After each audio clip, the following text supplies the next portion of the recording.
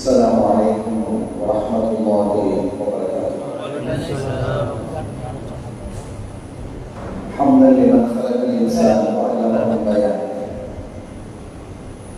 والصلاة والسلام على رسول الله وعلى آله حزب الله وأصحابه حزب الله وبعد. وقد قال الله تعالى في القرآن العظيم والفرقان المجيد: أعوذ بالله من الشيطان الرجيم، بسم الله الرحمن الرحيم، إن الدين عند الله الإسلام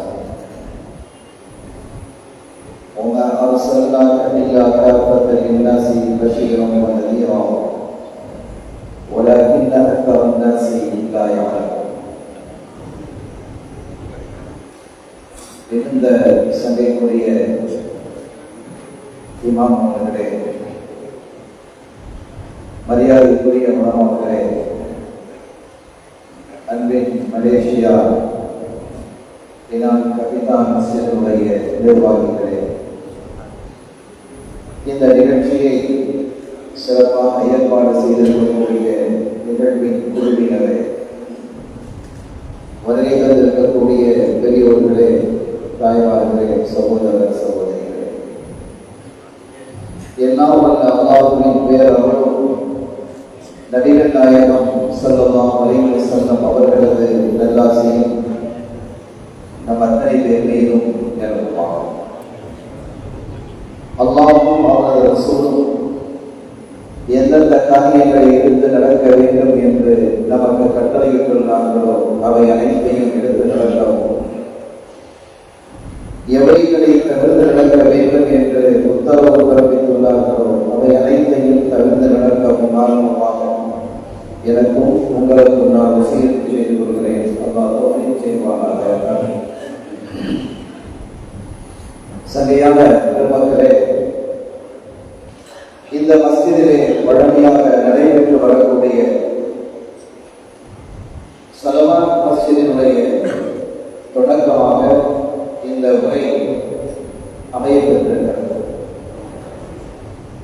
எனக்கு முன்னால் உரை நிகழ்த்திய சங்கைக்குரிய இமாம் அவர்கள் ஸலவாத்தை குறித்த சில அழகான குறிப்புகளை இங்கே தந்தார்கள். அந்த வரிசையில் ஏன் ஸலவாத் போட வேண்டும் என்ற அடிப்படையில் எனது தலைப்பினை நான் அமைத்துக் கொள்கிறேன். எல்லாம் வல்ல அல்லாஹ் தன்னுடைய ஹபீப் முஹம்மது ரசூலுல்லாஹி ஸல்லல்லாஹு அலைஹி வஸல்லம் அவர்களை குறித்து சொல்லும் பொழுது, நாயகமே, உங்களை நாம் இந்த ஒட்டுமொத்த சமூகத்திற்கும் பஷீராக நதியாக அனுப்பியிருக்கிறோம். நீங்கள் ஆதம் அலைஹிஸ்ஸலாம் அவர்கள் கொடுத்து ஈசா அலைஹிஸ்ஸலாம் அவர்கள் வரை வந்த நபிமார்களை கவனித்து பார்த்தால், ஒரு இனத்திற்கு அல்லது ஒரு குழுவிற்கு அல்லது ஒரு நாட்டினருக்கு அல்லது ஒரு பகுதியினருக்கு நபியாக அனுப்பப்பட்டார். ஆனால் நம் இறையமைச்சர் காத்தமுர் ரசூல் முஹம்மது ரசூலுல்லாஹி ஸல்லல்லாஹு அலைஹி வஸல்லம் அவர்கள் மட்டுமே காஃபத்தல் லின்னாஸ் என்றார். அத்துணை மக்களுக்கும் உங்களை நான் அருளாளராக சுவனத்தை கொண்டு சுபச்செய்தி சொல்லக்கூடியவராக, நரகத்தை கொண்டு எச்சரிக்கக்கூடியவராக உங்களை நாம் அனுப்பி இருக்கிறோம் என்கிறார். இந்த வசனம் குறித்த பொருளை, கருத்தை அறிஞர் பெருமக்களாக இமாம்கள் வழங்கும் பொழுது, இது முஸ்லிம்களுக்கு மட்டுமான நபி அல்ல, உலகில் தோன்றிய அத்துணை பேருக்குமான நபி என்கிறார். உலகத்தில் உள்ள அத்துணை படைப்பினங்களுக்கான நபி என்கிறார்கள். மலக்குகளுக்கும் அவர்கள் நபி, ஜின்களுக்கும் அவர்கள் நபி. ஒரு கட்டத்தில் ஸல்லல்லாஹு அலைஹி வஸல்லம் அவர்களை ஒரு மனிதன் அணுகுகிறார். நீங்கள் இறை தூதர் என்பதற்கு என்ன சான்று இருக்கிறது? நான் உங்களை கேட்டால் அதை நீங்கள் சொல்லுவீர்களா? என்ன வேண்டும் என்றார்கள் ஸல்லல்லாஹு அலைஹி வஸல்லம். அவன் கையை கொண்டு வைத்திருந்தான். இந்த கைக்குள்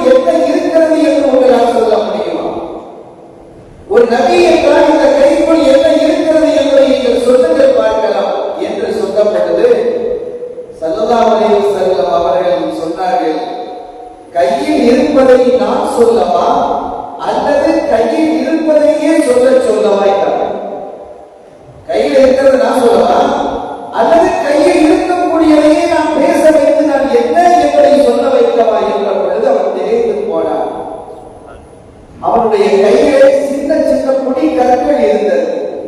அந்த கற்கள் சொல்லியது அஷ்ஹது அல்லா இலாஹ இல்லல்லாஹ் வ அஷ்ஹது அன்ன முஹம்மதர் ரசூலுல்லாஹ். அதிர்ந்து போனார்கள். அவர்களே சொல்லுவார்கள், நான் சிறு வயதாக இருக்கும் பொழுது ஆடு மேய்ப்பதற்காக மக்காவினுடைய மலைப்பகுதிகளிலே செல்லும் பொழுது ஒரு கல் என்னை பார்த்து சொல்லும், அஸ்ஸலாமு அலைக்க யா ரசூலல்லாஹ் என்று சொல்லும். நான் அங்கே இருந்தால் அந்த கல்லை நான் இப்போதும் அடையாளம் காட்டுவேன் என்பார்கள். நாம் இங்கே என்ன சொல்ல வருகிறோம் என்றால், பொதுவான ஒரு வழக்கு நம்முடைய பேச்சிலே இருக்கிறது. 40வது வயதில் நபிகள் ஸல்லல்லாஹு அலைஹி வஸல்லம் அவர்களுக்கு நபிப்பட்டம் வழங்கப்பட்டது இல்லை. 40வது வயதில் வழங்கப்படுவதாக இருந்தால், சிறு வயதாக நான் ஆடு மேய்க்கும் பொழுது அல்லாஹ்வின் திருத்தூதர் அவர்களே உங்கள் மீது சலாம் உண்டாகட்டும் என்று அந்த கற்கள் எப்படி சொன்னது? 40வது வயதில் தன்னுடைய நுபுவத்தை பிரகடனப்படுத்துங்கள் என்றான் அல்லாஹ். அதற்கான காலவரை என்றார். அதுதானே என்று 40வது வயதில் ஒரு நபியாக அவர்கள் ஆக்கப்படவில்லை. அவர்கள் ஆரம்ப அர்பானிலேயே நபியாக இருக்கிறார்.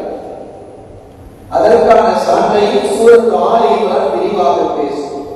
நான் அந்த செய்திகளுக்குள் செல்லவில்லை. ஏன் இந்த நபிகள் ஸல்லல்லாஹு அலைஹி வஸல்லம் அவர்களுக்கு ஸலவாத் சொல்ல வேண்டும் என்று.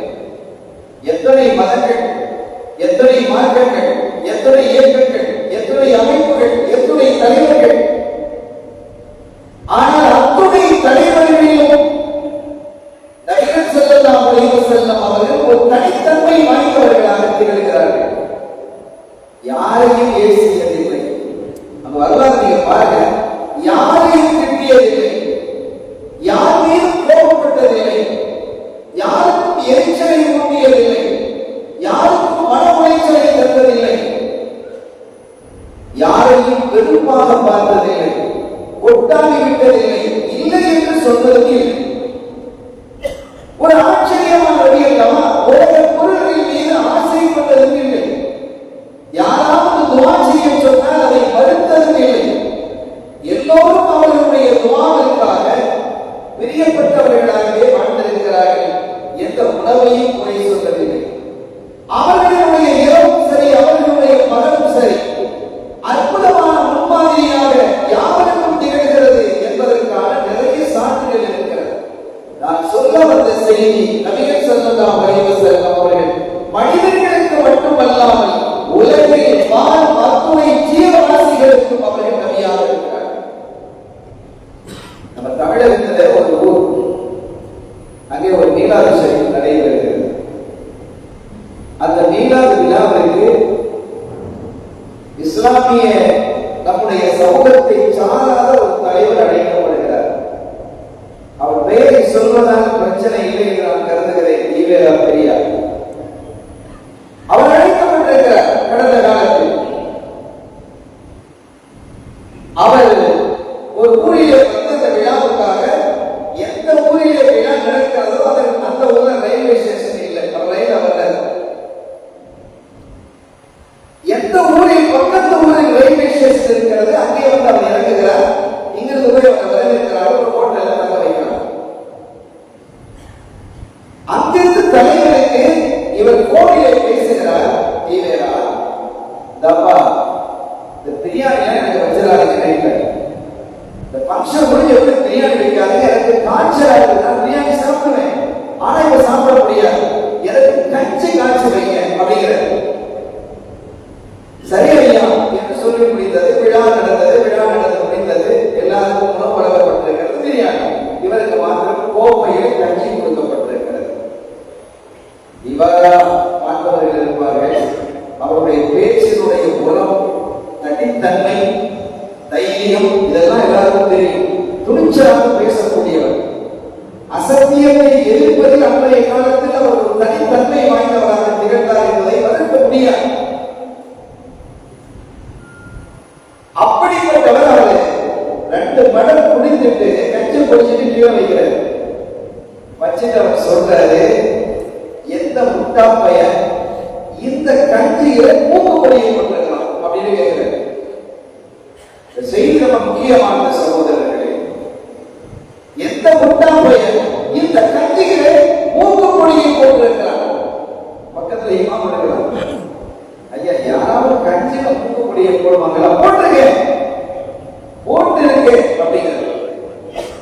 அப்போது இமாம் சொன்னாங்க, யாரும் போடல, நீங்க பெரிய மீச வளர்த்திருக்கிறீங்க, தாடி வச்சிருக்கிறீங்க, நீங்க மூக்குப்பொடி போடுற வழக்கம் உண்டு தானே? ஆமா உண்டு. நீங்க போட்ட அந்த முடி, அந்த மூக்குப்பொடி மீசை முடிகளிலே ஒட்டி கொண்டு இருந்து அதுவும் சேர்ந்து அந்த கஞ்சையை குடித்து அந்த மனத்தை உங்களுக்கு தருகிறது. இதான் நடக்குது. சொல்லிட்டு இமாம் சொன்னாங்கன்னா, அதனால்தான் எங்கள் கண்மணி நாயகம் ஸல்லல்லாஹு அலைஹி வஸல்லம் அவர்கள் மீசையை கத்தரியுங்கள் என்று சொன்னாங்க. கோப்பையை அப்படியே கீழே வச்சுட்டு சொன்னாங்க. அவர் சேர சொன்னாரு, அதை சொல்ல முடியாது. இந்த மீசையை பற்றி கூட அவர் சொல்லாமல் விடவில்லையா? ஏற்கனவே அவருடைய போதனைகளை நான் அறந்து போயிருக்கிறேன், ஆச்சரியப்பட்டு போயிருக்கிறேன், அதிசயப்பட்டு போயிருக்கிறேன். மீசையை பற்றியும் கூட அவர்கள் சொல்லி இருக்கிறார்கள். ஸல்லல்லாஹு அலைஹி வஸல்லம் சொல்லாத செய்தி எது சகோதரர்கள்? நீ எப்படி ஆடை அணிய வேண்டும், எப்படி சாப்பிட வேண்டும்? ஒரு மஜ்லிஸ், உணவத்தை கொண்டிருக்கக்கூடிய மஜ்லிஸ், அந்த மஜ்லிஸிலே ஒரு சிறுவர் உட்கார்ந்து சாப்பிட்டுக் கொண்டிருக்கிறார். ஸல்லல்லாஹு அலைஹி வஸல்லம் பார்க்கிறார். அந்த உணவையை கையை அங்கும் இங்குமாக ரசிக்கிறார். ஸல்லல்லாஹு அலைஹி வஸல்லம் அந்த பிள்ளையை அழைத்து, ஸல்லல்லாஹு அலைஹி வஸல்லம் போதனை இருக்க விரட்ட மாட்டாங்க. ஒரு குழந்தை தவறு செய்கிறது என்றால் திருட்டுவதில்லை. அந்த குழந்தையை பார்த்து சொன்னாங்க, மகனே குல் பிஸ்மில்லாஹ், முதல்ல சாப்பிட துவங்கும் பொழுது பிஸ்மில்லாஹ் என்று சொல். குல் பியமீன், வலது கையால் சாப்பிடு. குல் மா யலி, உனக்கு பக்கத்தில் இருக்கிறதை சாப்பிடு. நீ அங்கும் இங்குமாக கையை அசைக்க கூடாது. உணவு தட்டிலே உணவு இருக்கிறது என்றால் இங்கிருந்து எடுக்கக்கூடாது, இங்கிருந்து எடுக்க வேண்டும். நடுவிலிருந்து எடுக்காதே, தூரத்திலிருந்து எடுக்காதே, உனக்கு பக்கத்தில் இருந்த உணவை கொண்டு வந்து சாப்பிடு என்று வல்லவர் கண்மணி ஸல்லல்லாஹு அலைஹி வஸல்லம் அவர்கள் சாப்பிடும் வகையை கூட சொல்லி தந்தார்கள். குடிக்கும் வகையை சொன்னார்கள், உடுத்தும் வகையை சொன்னார்கள், பார்க்கும் வகையை சொன்னார்கள், பிடிக்கும் வகையை சொன்னார்கள், நடக்கும் வகையை சொன்னார்கள். நீ அமர்வது எப்படி, நீ தூங்கும் பொழுது எப்படி தூங்க வேண்டும் என்பதை எல்லாம் ஒன்றாக சொல்லி தந்து எல்லாவற்றையுமே இந்த 23 ஆண்டு காலங்களில் மையத்தில் வாழ் அத்துணை பேருக்கும் சொல்லி தந்தவர்கள் காத்தமுர் ரசூல் முஹம்மது ரசூலுல்லாஹி ஸல்லல்லாஹு அலைஹி வஸல்லம் அவர்கள். எண்ணி பார்க்கிறோம், இந்த கண்மணி நாயகத்திற்கு நாம் செய்ய வேண்டியது என்ன? நாம் வாழ வேண்டிய வழி, நாம் கொடுக்க வேண்டிய கொடுக்கல் வாங்கல், நாம் செய்ய வேண்டிய வியாபாரம், விவசாயம், எந்த துறையை நீங்கள் தொட்டாலும் அத்துறைக்கான தெளிவான வழிகாட்டுதல் கண்மணி நாயகம் ஸல்லல்லாஹு அலைஹி வஸல்லம் அவர்களுடைய வழிகாட்டுதலில் இருக்கிறது. ஒரு மனிதன் மனிதனாக வாழ்வதற்கான அத்துணை வழிவகைகளையும் பேசியவர்கள் தான் அருள்நபி முஹம்மது ரசூலுல்லாஹி ஸல்லல்லாஹு அலைஹி வஸல்லம் அவர்கள் மீது ஸலவாத் சொல்வது இந்த சமூகத்தின் மீது தார்மீக கடமை. அருமையான பெருமக்களே, ஸல்லல்லாஹு அலைஹி வஸல்லம் மதீனா ஷரீஃபில் இருந்து மக்காவில் இருந்து மதீனா ஷரீஃபுக்கு வரலாம். எல்லோருக்கும் தெரியும் இந்த சமுதாயத்தை அவர்கள் எப்படி கட்டமைத்தார்கள் என்பதை பாருங்கள். இந்த சொல்லக்கூடிய செய்திலாம் ஸல்லல்லாஹு அலைஹி வஸல்லம் அப்படி வாழ்ந்தாங்க, சஹாபாக்கள் அப்படி வாழ்ந்தாங்கன்னு சொல்லிட்டு போறதுக்கு இல்லை. அதுல ஒரு பகுதி நம்முடைய வாழ்வில் வர வேண்டும். அது நம்முடைய கண்களை திறக்க வேண்டும், இதய கண்களை திறக்க வேண்டும். மதீனா ஷரீஃபுக்கு வந்ததற்கு பிறகு மக்காவில் இருந்து வந்த தோழர்களையும் மதீனாவில் இருக்கக்கூடிய தோழர்களையும் நபி ஸல்லல்லாஹு அலைஹி வஸல்லம் சகோதரர்களாக ஏற்படுத்தினார். யார் யார் எப்படி இருக்கணும், யாரோட யாரை ஜாயின் பண்றாங்க நீங்க பாருங்க. தெரியும் தானே, மக்காவில் உள்ள தோழர் மதீனாவில் உள்ள தோழரோடு நட்பு வைக்க சொன்னாங்க. நீங்க 2 பேரும் நண்பர்கள், சகோதரர்கள், நீங்கள் இருவரும் சகோதரர்கள், நீங்கள் ஒன்று நீங்க தரீங்க, நீங்க எங்க வீட்டில் இருக்க, நீங்க அவங்க வீட்டில் இருக்க என்று சொல்லவில்லை. மாறாக இவனுடைய தன்மை எப்படி, இவன் யாரோடு செட் ஆகுவான், யாரோடு இணைந்து போக முடியும், யாரோடு இணைந்து வாழ முடியும், யாரோடு குடும்பம் வாங்கலை சிறப்பாக செய்ய முடியும், இவர் வாழ்ந்த விதம் எப்படி, இவர் வாழும் விதம் எப்படி என்பதையெல்லாம் பார்த்து பார்த்து பார்த்து ஸல்லல்லாஹு அலைஹி வஸல்லம் அவங்க செஞ்சதுனால தான் நீங்க பாருங்க, சாமிகள் சேர்த்து வாழ்ந்தாங்களா இல்லையா? மக்காவாசிகள் மதீனாவாசிகளுடைய வீடுகளில் இருந்தாங்க, அவங்களுக்குள்ள தகராறு இருந்தது, சண்டை இருந்தது, விவகாரம் இருந்தது. இந்த வீட்டை விட்டு இவர் வெளியேறினால் என்று ஒரு வரலாறை நீங்க பார்க்க முடியுமா? ஒரு வரலாறை நீங்கள் காட்டுங்க. எப்படிப்பட்ட உறவு தெரியுமா, எப்படிப்பட்ட சகோதரத்துவம் தெரியுமா? இன்னமல் முஸ்லிமுடைய சுபத்தும், முஸ்லிம்கள் சகோதரர்கள் தான். நான் சகோதரன், நீங்க சகோதரன். ஆனா உங்க சொத்துல இருந்து எனக்கு பங்கு, என்னுடைய சொத்துல இருந்து உங்களுக்கு பங்கு இருக்கா? இல்லை. சகோதரன் சொந்த சகோதரன் இருந்தா, அத்தா இறந்துட்டா, அப்பா இறந்துட்டா, அவங்களுடைய சொத்துல இருந்து பங்கு வரும். சொந்த சகோதரி இல்லை என்றாலும் பங்கு வரும். அத்தா ஒண்ணு அம்மா வேற, அப்பா ஒண்ணு அத்தா வேற, எப்படி இருந்தாலும் சொத்திலே பங்கு இருக்கிறது.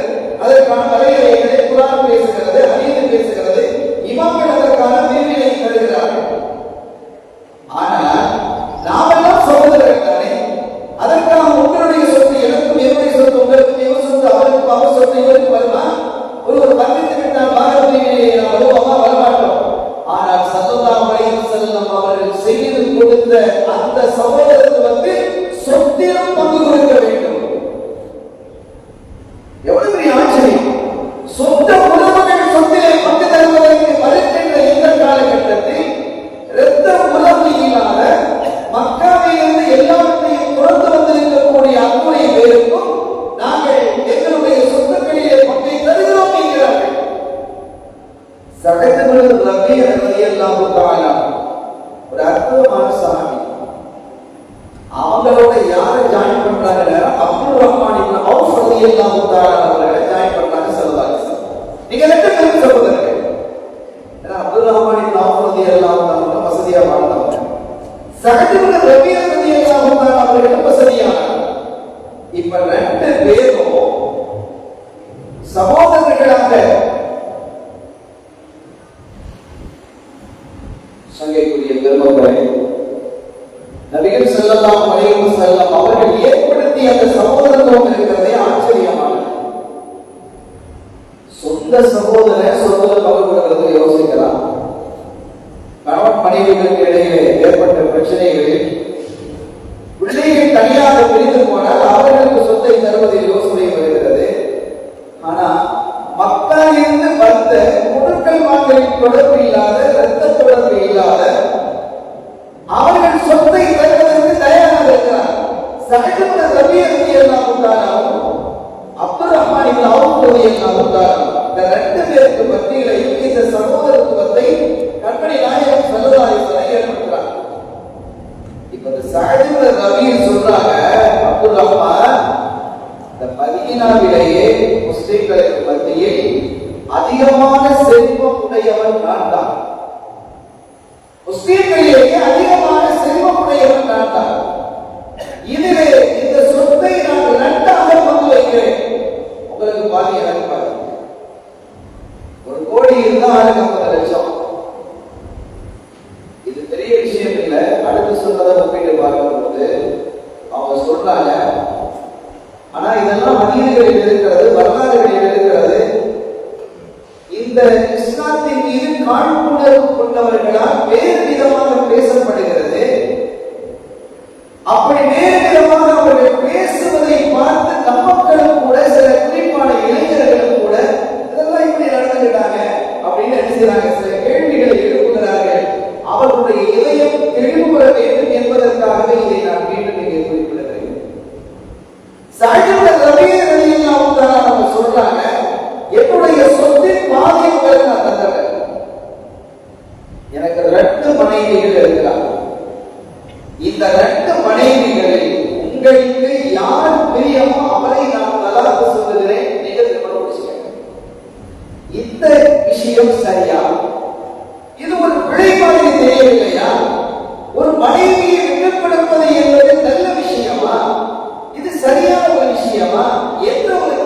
எழுகிறது. ஏன்னா நாம வளர்த்திருக்கக்கூடிய பாதை எப்படி, நாம் வாழும் தன்மை எப்படி. ஆனா அரபுலகத்தில் அது இல்லை. அரபுலகத்தை பொறுத்தவரை இன்றும் நீங்கள் சென்று பாருங்கள், 50 வயதாக இருக்கக்கூடிய ஒருவர் 18-19 வயது பெண்ணை முடிப்பார். யாரும் குறை சொல்ல மாட்டார். ஏன் நம்ம கேட்கிறோம், ஸல்லல்லாஹு அலைஹி வஸல்லம் அவர்கள் முதல் திருமணம் எப்படி முடிச்சாங்க? தனக்கு வயதான 15 வயது மூத்த ஒரு பெண்ணை முடிச்சாங்களா இல்லையா? செஞ்சாங்க. அதை குறித்து யாராவது பேசுகிறார்களா? ஏற்கனவே 2 கல்யாணம் முடிந்த விதவை அவர்கள், 2 முறை கல்யாணம் முடிஞ்சிருக்குது, விதவையாக இருக்கிறாங்க, அவங்களை கல்யாணம் முடிக்கிறாங்க. ஸல்லல்லாஹு அலைஹி வஸல்லம் அவர்களை திருமணம் முடிப்பதற்கான கடும் போட்டி மக்காவிலே நிலவுகிறது. நிறைய இளம்பெண்கள், வசதியான பெண்கள் திருமணம் முடிப்பதற்கான ஆயத்தமாக இருந்த அந்த காலகட்டத்தில் விதவையாக இருக்கக்கூடிய ஒரு பெண்ணாகிய ஹதீஜா நாயகி ரலியல்லாஹு அவர்களை இப்படி ஸல்லல்லாஹு அலைஹி வஸல்லம் இருக்க முடியும்.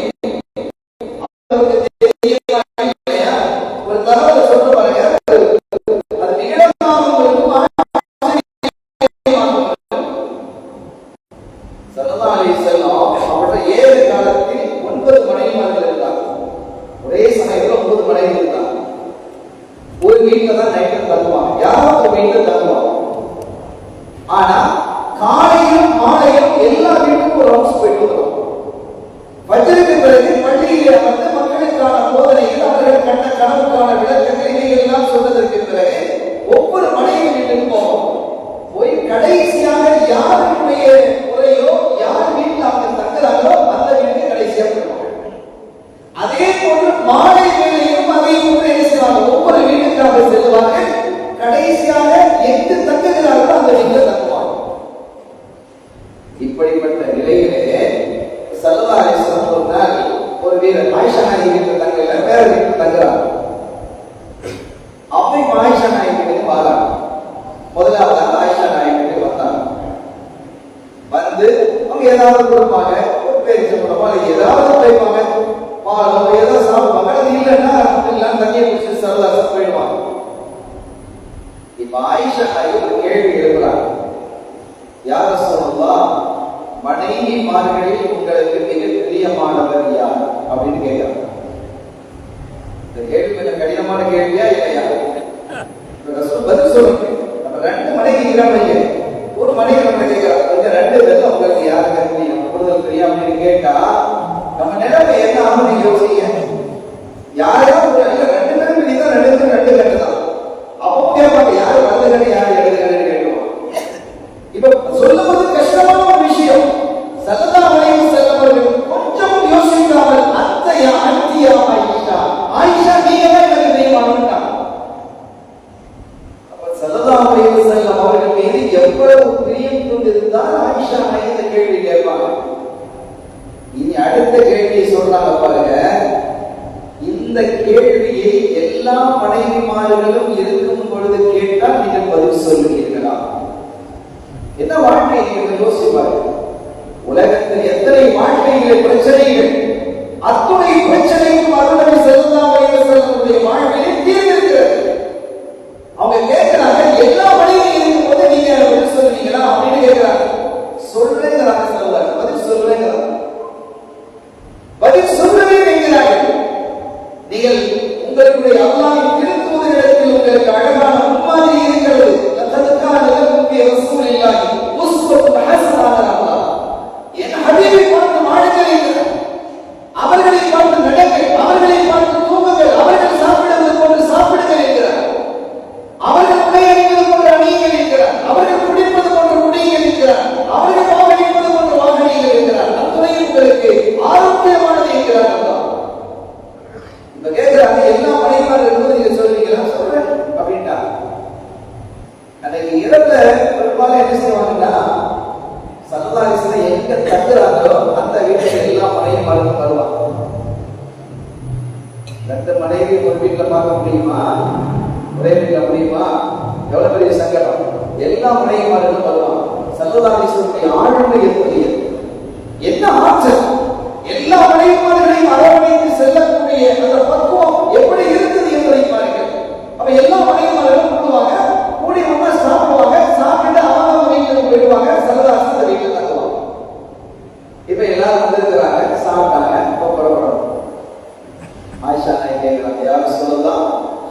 உங்களுக்கு மனைவிமார்களிலேயே மிக விருப்பமானவர் யார் என்ன கேள்வி கேட்கலாம். இந்த கேள்வி அப்படியே வச்சுக்கங்க. முதல்ல காலையில போகும்போது ஆயிஷா நாய் கேட்டாங்க இல்லையா, நாயகமே உங்களுக்கு மிக பிரியமானவர் யார், மனைவிமார்களே உங்களுக்கு பிரியமானவர் யார் என்பது அத்தி ஆயிஷா. ஆயிஷா நீங்க தான் சொல்லிட்டாங்களா, இதை நீங்க யார் எல்லாருக்கும் மத்தியில் வைத்து கேட்டா சொல்லுவீர்களா அப்படின்னு கேட்டாங்களா, சொல்லவே சொன்னாங்களா. போகும்போது கையில் செல்வாசம் ஒரு வாசல் வச்சிருந்தாங்க, அதிலிருந்து ஒரு பேரிச்சம்பழத்தை எடுத்து ஆயிஷா நாய்க்கு கொடுக்குறாங்க. கொடுத்துட்டு சொன்னாங்க, ஆயிஷா நான் இப்ப பேரிச்சம்பழம் தந்ததா இல்லையா, ஆமா, இப்படி நான் தந்ததாக நீ யாரிடம் சொல்லக்கூடாது. இது பேரிச்சம்பழம் எனக்கு தந்தது உனக்கு நீ வேண்டாம், ரசூலுல்லாஹ் எனக்கு ஒரு பேரிச்சம்பழம் தந்தாங்க அப்படின்னு சொன்னாங்க. சொல்லல, ஒரு பேட்டே இல்லை, சல்லல்லாஹு அலைஹி வஸல்லம் கொடுக்கிறாங்க, ஆனால் யாரிடம் சொல்லக்கூடாது. சரி நாயகம் இது ஒத்து கொடுத்தது கஷ்டம் இருக்கா, ஒரு கஷ்டம் இல்லை, சரி இருக்காங்க. ஏன்னா ரசூலுல்லாஹ் ஒத்து கொடுத்தது எல்லா மனைவிமார்களுக்கு மத்தியில் வைத்து நான் கேள்வியை கேட்பேன், உங்களுக்கான பிரியமான பெண்மணி என்று யார் என்று கேட்கப்படுகிறது சொல்லுவீங்களா, சொல்லுவே ஒரு பெரிய விஷயம், அதெல்லாம் பெரிய விஷயம். பேரிச்சம்பழம் தந்ததை நான் சொல்லுவோம், நீ சொல்லக்கூடாதுன்னு வேண்டாம், சொல்லல நாயகம் அப்படியே ஆஷா சொல்லிட்டாங்க. அடுத்து ஜுவைரியா நாயகத்துக்கு போனாங்க, கொஞ்ச நேரம் உட்கார்ந்து பேசினாங்க, ஒரு பேரிச்சம்பழத்தை கையில கொடுத்தாங்க. ஜுவைரியா நான் பணம் தந்ததை யாரிடம் சொல்லக்கூடாது, இப்படி ஒரு பேரிச்சம்பழம் தந்ததை யாரும் சொல்லக்கூடாது. சரி நாயகமே, மனைவிமார்கள் மீறுவாங்களா, உம்மஹாத்துல் மீறுவார்களா, மீற மாட்டாங்க. சரி நாயகமே, ஹஃப்ஸா ரலியல்லாஹு தஆலா, ஸைனப் ரலியல்லாஹு தஆலா, சஃபியா ரலியல்லாஹு தஆலா, இப்படி ஒவ்வொரு மனைவியிடத்திலும் வருவாங்க. எல்லா மனைவியிடத்திலையும் ஒவ்வொரு பேரிச்சம்பழம் கொடுத்து யாரிடம் சொல்லக்கூடாது. சரி, இப்ப இரவு வந்தாச்சு, வந்து எல்லாரும் சாப்பிட்டு முடிந்ததற்கு பிறகு அவங்க வீட்டுக்கு போகணும். ஆயிஷா நகை கேள்வி ஆரம்பிக்கிறாங்க, யாரும் சொல்லலாம், மனைவிமார்களிலேயே உங்களுக்கு ரொம்ப பிரியமானவர் யார். கொஞ்சம் யோசிக்க சகோதரர்களே, எத்தகைய ஒரு கேள்வி அது, எவ்வளவு ஒரு கடினமான பதில். கேள்வி லேசாக இருக்கலாம், பதில் எவ்வளவு கடினமான சொல்ல முடியுமா. 2 மணி இருந்தாலும் இருக்கலாம், சொல்லுவீங்களா நீங்க, தகவல் வேணும் விடுல போனா என்ன அப்படிங்கிறது நமக்கு தெரியும். ஸல்லல்லாஹு அலைஹி வஸல்லம் அழகா பதில் சொன்னாங்க, நான் யாருக்கு பேரிச்சம்பழம் தந்தேனோ அவர். சப்ஜெக்ட் முடிஞ்சுதான். என்ன ஒரு அறிவான விஷயம். அந்த அறிஞர்கள் எழுதுகிறார்கள், அத்துணை பேரும் தங்களுடைய கல்புக்குள்ளால் சந்தோஷம் அடைந்தார்கள்.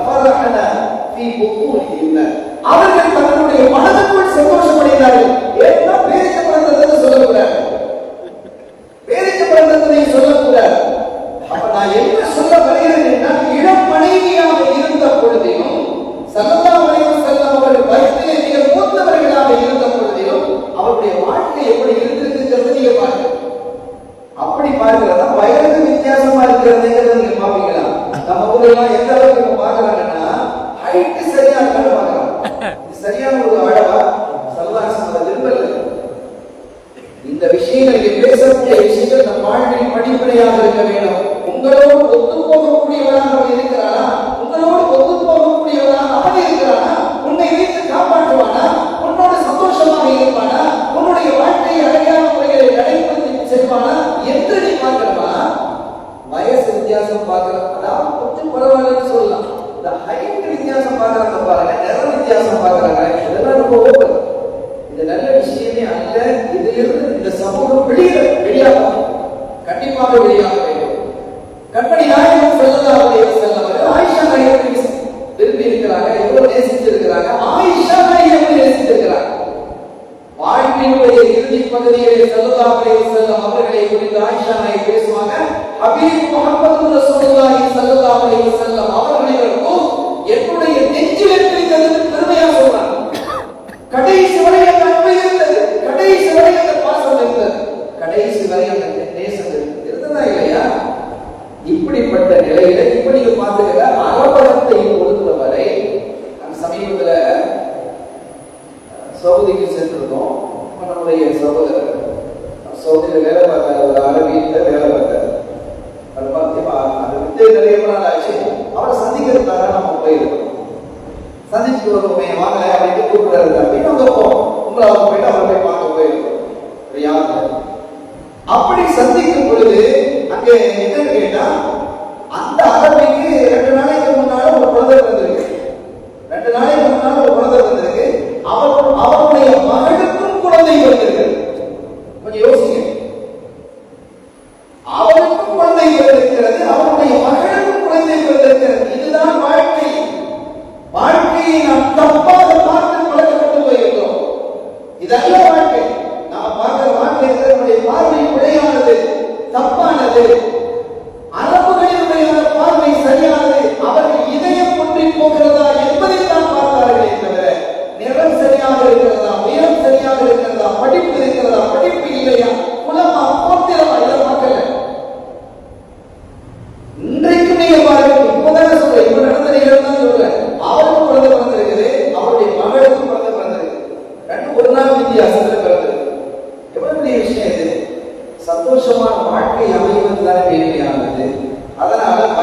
வித்தியாசம் என்பதெல்லாம் இதை பார்க்க வேண்டிய அவசியம் இல்லை.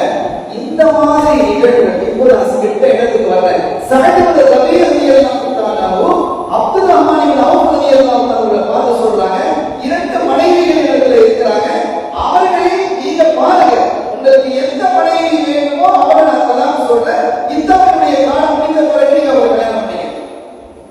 இப்ப இதுல ஒரு கேள்வி இருக்கு, ஏன் இந்த மனைவியை தலாக் விட்டு அவரை ஏன் கல்யாணம் பண்ணீங்க? வேற எத்தனை பெண்களுக்கு கல்யாணம் செய்து கொள்ளவா இல்லையா அப்படின்னு ஒரு கேள்வி வந்தாங்க. அதான் பிரச்சனை. அரபகத்தில் நடந்தது, பெண் குழந்தைகள் எல்லாம் கொல்லப்பட்டார்கள் இல்லையா? நாளை மறுபலகத்திலே பெண் குழந்தைகளை பார்த்து கேட்கப்படும், நீ எதற்காக கொல்லப்பட்டாய்? பச்சை குழந்தைகள், பெண்களினுடைய எண்ணிக்கை குறைவாக இருந்தது, பெண் கிடைக்கல, பெண் கிடைக்காத காலம் அது. பெண்கள் இருந்தார்கள், ஆனால் கிடைக்கல. அப்படிப்பட்ட ஒரு காலகட்டத்தில் ஒரு பெண்ணை நான் தருகிறேன், சிறப்பான முறையில் பாடுங்கள், ஒருபோதும் நீங்கள் தவறை நோக்கி பயணித்து விடக் கூடாது என்பதில் அந்த சகோதரர் எவ்வளவு கண்ணும் கருத்துமாக இருந்திருக்கிறார். அப்படி உயர்ந்த சிந்தனையோடு நாம் பார்க்க வேண்டும். அப்படி ஸல்லல்லாஹு அலைஹி வஸல்லம் இந்த சஹாபிகளை எப்படி உருவாக்கி இருக்கிறாங்க பாருங்க. இந்த முஹாஜிர்கள் ஒரு கட்டத்துல இந்த முஹாஜிர்களை பார்த்து ஸல்லல்லாஹு அலைஹி வஸல்லம் அவர்களிடத்தில் அன்சாரிகள் சொல்றாங்க, யா ரசூலல்லாஹ் இஃஸிம் பைனனா வ பைன இஹ்வானினா அன்-நஸீர், எங்களுடைய தோட்டங்களை எங்களுக்கும் எங்களுடைய சகோதரர்களுக்கும் மத்தியில் நீங்கள் பங்கு வச்சிருந்தாங்க, நீங்களே பங்கு வைக்கிறாங்க அப்படின்னு கேட்கிறாங்க. நம்ம லீடர்கிட்ட கொடுப்போமா? நம்ம ஷேஃபாக ஏற்றுக்கொண்டிருக்கிற கொடுப்போமா? அதெல்லாம் செய்யணும். முடியுமா? யோசிச்சு பாருங்க. எப்படிப்பட்ட ஒரு சமூகத்தை அவர்கள் உருவாக்கினார்கள், எத்தகைய கட்டமைப்பை உருவாக்கினார்கள். சொன்னாங்க, யாரும் சொல்லலாம், இந்த சொத்துக்களை உங்களுக்கு ஒப்படைக்கிறோம், எங்களுக்கு வந்து நீங்க பங்கு வைக்கிறாங்க.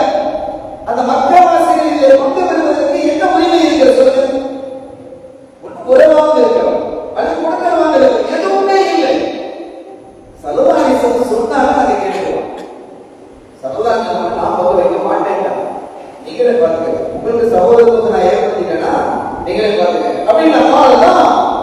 அப்ப இவங்களுக்கு சொன்னாங்க, யாரு? மக்காவாசிகள் மதீனாவாசிகள் சொன்னாங்க, வாங்க எங்க தோட்டத்துல நாங்க வேலை செய்யற மாதிரி நீங்களும் வேலை செய்யுங்க. எங்க தோட்டங்களில் விவசாயம் தான் பெரிதாக இருக்கிறது, எங்க தோட்டங்களில் எங்களுடைய வயல்வெளிகளில் நாங்கள் வேலை செய்வது போன்று நீங்களும் வேலை செய்யுங்க. அதுல கிடைக்கக்கூடிய மகசூல் வருமானத்தில் ஆளுக்கு மாதிரி எடுக்கணும். எவ்வளவு பெரிய ஆச்சரியம், எவ்வளவு பெரிய ஆச்சரியம் என்பதை நீங்கள் எண்ணி பாருங்க. இதெல்லாம் பார்த்துட்டு செய்தியை பாருங்க. ஒரு கட்டத்தில் இந்த முஹாஜிர்களில் மக்காவாசிகள் ஸல்லல்லாஹு அலைஹி வஸல்லம் அவர்களிடத்தை வந்து சொல்றாங்க, யா ரசூலல்லாஹ், ஒரு ஆச்சரியமான சம்பவமாக அந்த அன்சாரிகள் இருக்கிறாங்க, அள்ளி அள்ளி தர்றாங்க. இப்ப எங்களுக்கு பயமா இருக்கு, ஹத்தா லகத் கிஃப்னா ஐ யஸ்ஹபு பில் உஜ்ரி குல்லி. எங்களுக்கு பயம் என்ன தெரியுமா? யா ரசூலல்லாஹ், எல்லா நன்மைகளையும் அவர்கள் எடுத்து சென்று விடுவார்களோ என்று நாங்கள் பயப்படுகிறோம். இந்த முஹாஜிர் பயப்படுறாங்க. அப்ப எங்களுக்கு எல்லாமே அள்ளி அள்ளி தர்றாங்க, எல்லாமே தர்றாங்க, நன்மைகளை அவர்கள் எடுத்து சென்று விடுவார்களோ.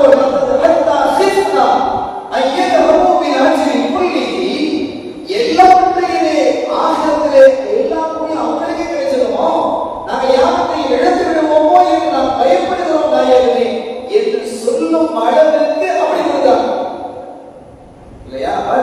என்ன ஒரு ஆச்சரியமான இப்படி ஒரு கட்டமைப்பை உருவாக்கிய முஹம்மது ரசூலுல்லாஹி ஸல்லல்லாஹு அலைஹி வஸல்லம் அவர்கள் மீது ஸலவாத் சொல்வது என்பது நம் மீது தார்மீக கடமை என்பதை இந்த நேரத்தில் நான் உங்களுக்கு பதிவு செய்கிறேன்.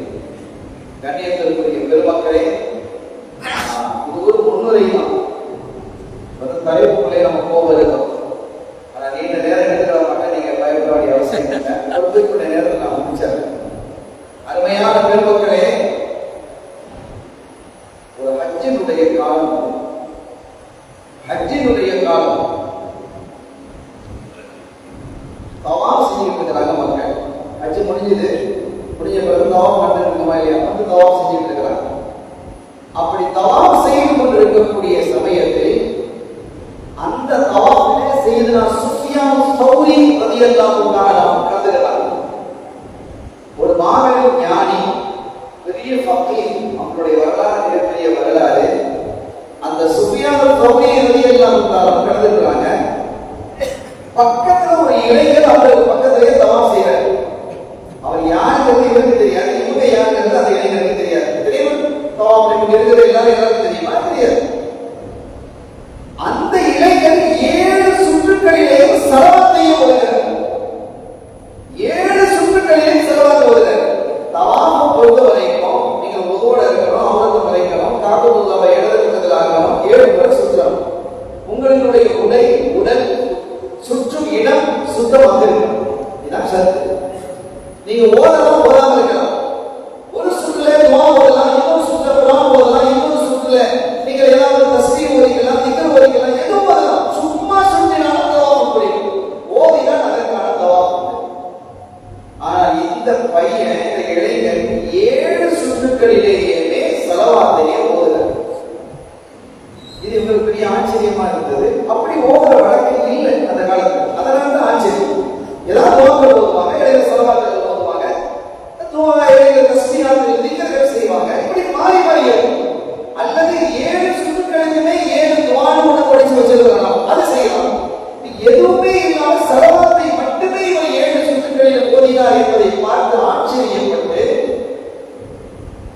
தவாஃப் முடிஞ்ச உடனே அந்த இளைஞருடைய கையை பிடிச்சு கேட்டாங்க, தம்பி நீங்க 7 சுற்றுக்களிலேயே ஸலவாத்தை ஓதுறீங்களே, என்ன காரணம் நான் தெரிஞ்சுக்கலாமா? நீங்க இப்படி ஓதுறதுக்கு ஏதாவது காரணம் இருக்கா? அப்ப அந்த இளைஞர் கேட்டார், நீங்க முதல்ல யாரு அப்படின்னு கேட்கிறார். சொன்னாங்க சுஃபியான் ஸௌரி சொன்ன அந்த இளைஞர் அப்படி ஆடிட்டார். சுஃபியான் ஸௌரியா நீங்க? இன்னைக்கு நான் ஆளோட போட்டோ எல்லாரையும் வரும். அந்த காலத்துல ஆளை பத்தி கேள்விப்படுவாங்க, பார்க்க முடியாது. அப்படி ஒரு வாய்ப்பு இல்லை. இந்த காலத்துல லேசா போச்சு. எல்லா ஃபேஸ்புக், டெலிகிராம், வாட்ஸ்அப் எல்லாமே லேசா இருக்கு. ஆனா அந்த காலத்துல அப்படி இல்லை. சுஃபியான் ஸௌரியா நீங்க? சாஹிபுல் ஸமான், இந்த காலத்தினுடைய மாபெரும் ஞானி ஆயிடுச்சு. நான் கண்டிப்பா நான் சொல்றேன் அப்படிங்கிற செய்தியை சொல்றேன். நான் என்னுடைய தந்தையும் ஹஜ்ஜுக்காக வந்திருந்தோம். நானும் என்னுடைய தந்தையும் ஹஜ்ஜுக்காக வந்திருந்தோம். ஒரு வீடு எடுத்தோம். அந்த வீட்டை எடுத்து நாங்க 2 பேரும் அந்த வீட்டில் தங்கி இருக்கோம். அப்படி தங்கி இருக்கும் பொழுது ஹஜ்ஜு முடிஞ்சது. ஹஜ்ஜு முடிந்ததோ கையோட அவருக்கு உடல் நலம் பாதிக்கப்பட்டார். என்னுடைய தந்தை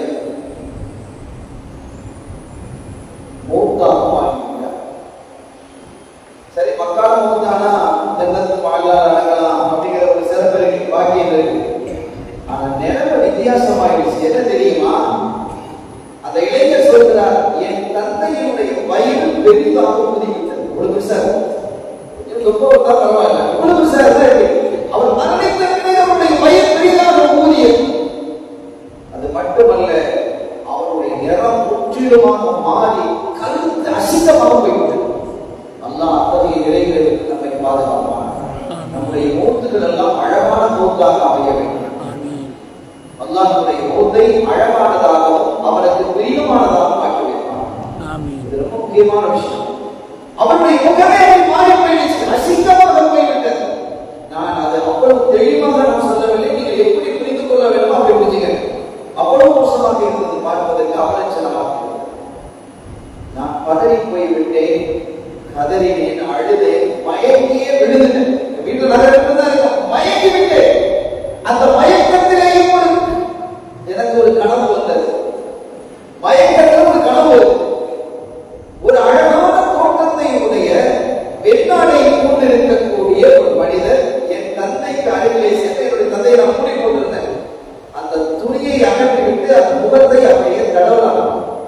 தடவிட்டு திரும்பி மூடிட்டு அவங்க போகும் பொழுது கனவை நான் எடுத்து சென்று அவர்களுடைய முந்தானையை சட்டையை நான் பிடித்துக் கொண்டு, நீங்க யாரு? என் தந்தைக்கு ஏன் இந்த நிலை ஏற்பட்டது? என் தந்தையோடு நீங்க எப்படி நடந்து கொண்டீர்களே, என்ன நடந்தது என்பதை எனக்கு விளக்க முடியுமா என்று நான் கேட்ட பொழுது, என்னை தெரியவில்லையா உனக்கு? அவங்க கேட்கிறாங்க, என்ன தெரியலையா உனக்கு? யார் என்று நீங்கள் கேட்ட பொழுது அந்த சாஹிபுல் குர்ஆன் முஹம்மது ரசூலுல்லாஹ் அப்படின்னா நடிகை போல அல்லாஹ் திருத்தூதர் ஸல்லல்லாஹு அலைஹி வஸல்லம் அவர்களை கனவில் காணும் பாக்கியத்தை அல்லாஹ் நமக்கு நசீபாக்குவான். நான் ஆடி போனேன், நாயகனே என்ன நடந்தது, ஏன் என்னுடைய தந்தைக்கு இவ்வளவு இழிநிலை, நான் யாரை போட்டு மையத்தை அடக்க செய்ய முடியுமா யோசிக்க. அதுதான் அவர் யோசிக்கிறார். அவர் மயக்கம் வரதுக்கு முன்னால இப்ப என் தந்தை இறந்துட்டாரு, அவர் குளிப்பாட்டணும் வாங்க கூப்பிட்டு ஆட்கள் வருவாங்க, கூப்பிட முடியுமா? தோற்றம் எப்படி இருக்கிறது, பயிர் உப்பி போய் இருக்கிறது, மழை மாதிரி இருக்கிறது, பாறை மாதிரி இருக்கிறது. பார்த்ததில் இப்படி ஒரு தோற்றத்தை அவர் பார்த்ததே இல்லை. ஸல்லல்லாஹு அலைஹி வஸல்லம் சொன்னாங்க, உன் தந்தை முஸ்லிம், இதெல்லாம் நமக்கு பாடம். உன் தந்தை முஸ்லிம், வீண் வரையும் செய்யக்கூடியவர், உணவையோ பொருளையோ எல்லாத்தையும் வீணாக்குவார். அது ரொம்ப கவனமாக இருக்கணும் சகோதரர்களே. இன்னல்லாஹ லா யுஹிப்புல் முஸ்லிமீன், வீண் விரயம் செய்பவர்களை அல்லாஹ் நேசிப்பதில்லை என்கிறார். அவர் வீண் விரயம் செய்யக்கூடியவராக இருந்ததால் அல்லாஹ் அப்படி ஒரு தண்டனையை கொடுத்தார். அந்த தண்டனையை அவர் அனுபவித்தார். ஆனால் ஒரு தந்தையிடத்தில் ஒரு நல்ல காரியம் இருந்தது. எல்லா நேரங்களிலும் என் மீது ஸலவாத் ஓதிக்கொண்டே இருந்தார்.